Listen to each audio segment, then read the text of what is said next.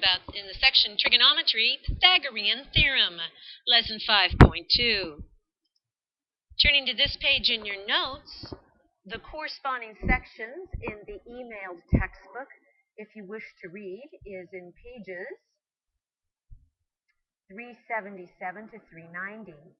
While you're watching this video, please turn off all electronic distractions, including your smartphones, Facebook, Twitter, YouTube, Xbox, any other video games. Yes, that includes Angry Birds.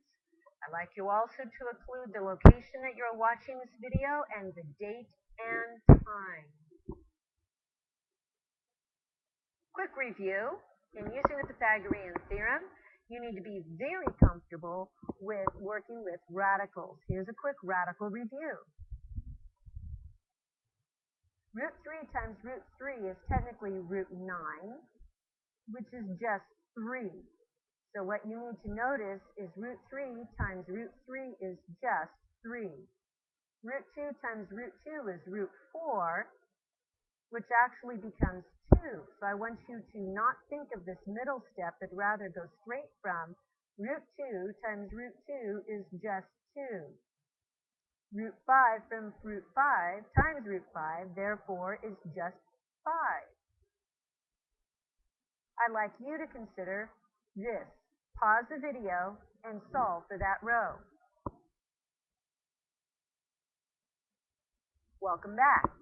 Root 2 times root 2 is just 2. 3 times 2 is 6. So 4 root 3 times root 3. Root 3 times root 3 is 3. 4 times 3 is 12.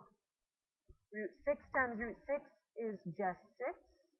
5 times 6 is 30. 6 root 2 squared looks like this. It's 6 root 2 times 6 root 2. We're going to multiply outies and innies. 6 times 6 is 36.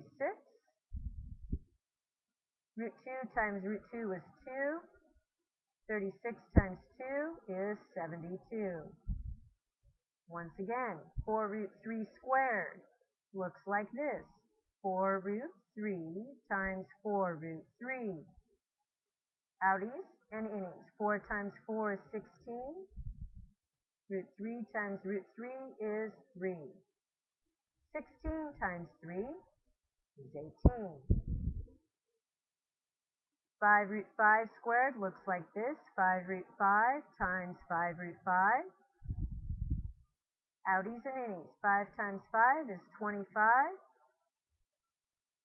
Root 5 times root 5 is just 5. 25 times 5, that's 5 quarters, is 125.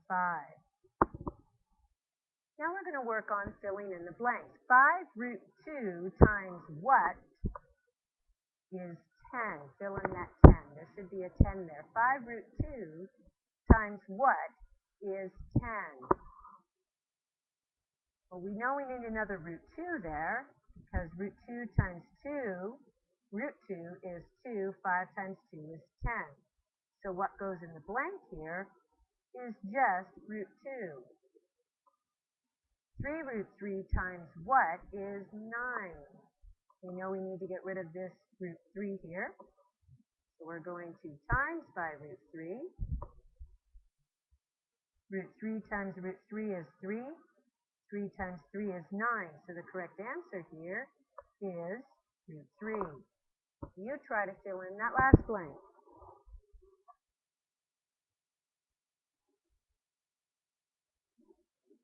Let's work this through. We need a root 5 to get rid of the root 5, so we know we need a root 5 there. But root 5 times root 5 just gives us 5, so we need to ask ourselves what times 5 is 30, and the answer is 6. So what goes in that blank is 6 root 5. 6 root 5.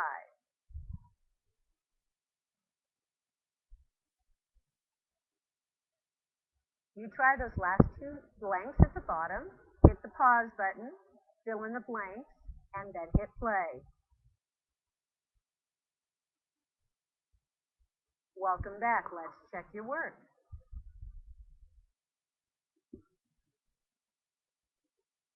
We have something times 3 root 2 is 6.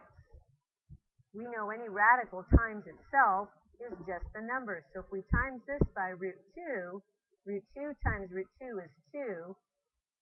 3 times 2 is 6. So the correct answer there is root 2. The correct answer here is I need a root 5. That gets me 5. What times 5 is 10? The answer is 2. The correct answer was 2 root 5.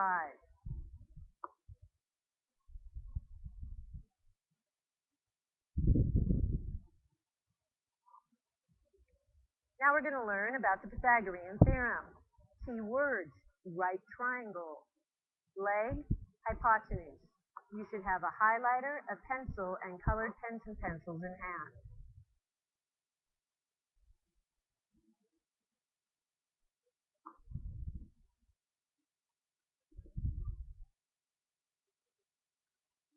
The Pythagorean theorem works only with right triangles. And there's a couple terms you need to be familiar with. When you have a right angle, the side opposite of the right angle is called the hypotenuse. Hypotenuse. Hypotenuse. The sides connected to the right angle are called legs. Here's a leg, and here's a leg. It is very important that you accurately identify the hypotenuse every single time. So in these triangles, I'd like you to identify the hypotenuse. The easiest way to do this is to first retrace the right angle, and then view the right angle as if it's an arrow pointing. I'd like you to retrace the hypotenuse and just write the word hypo. Do that for the next 3 triangles. Hit pause now.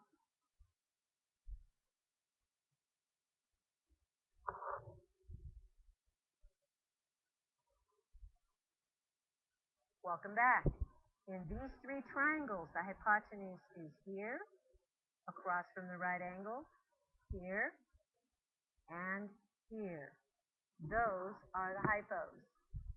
The other 2 sides are legs.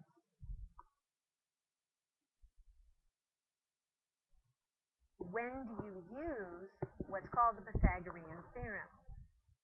Whenever you have 2 sides of a right triangle, so you have any 2 sides of a right triangle, you have 2 sides of a right triangle.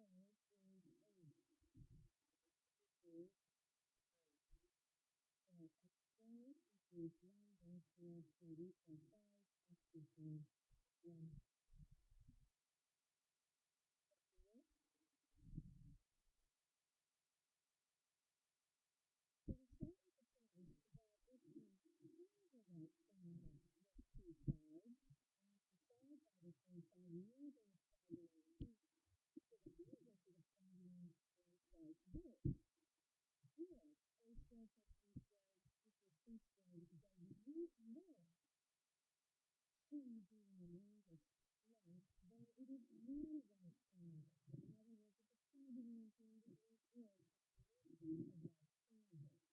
So we're going to determine whether this is right can be right triangle. We're going to do that by adding lines together. I'm just going to label them A, B, and C. I'm going to put in the Pythagorean theorem to a word. So we're going to go A squared plus B squared. Now don't put an equal sign. He doesn't know what this is, so that we are going to put C squared on this side. So let's go down the numbers. A is going to be 6 squared. Plus B is going to be 8 squared. And then C here is 10. Then all equals is 10 squared.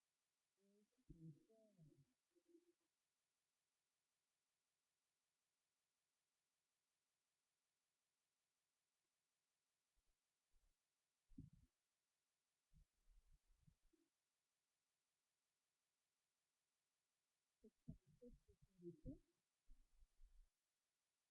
8 times 8 is 64. 10 times 10 is 100. 36 plus 64 is 100. And this is 100. So for all equal, the answer is that this triangle here is yes. It is a right triangle. And I can do this for 2, the pause button, and then come back and check the work. After that, let's check our work here. We have A squared plus B squared, and then we have C squared on the right. 3 times 3, that's 9. 7 times 7, that's 49. And then this is going to be 9 times 9, that's 81. It is obvious here that if you add 9 and 49, you get 58, and that is less than 81. So this is not a right triangle. Because it's Pythagorean theorem, yes, it is not equal. Let's try this one. Again, A squared plus B squared, yes, C squared on this side. Let's say it's 5 times 5, 25. Plus 12 times 12, which is 144. 13 times 13 is 169. You add 144 and 25. And you're going to get 169.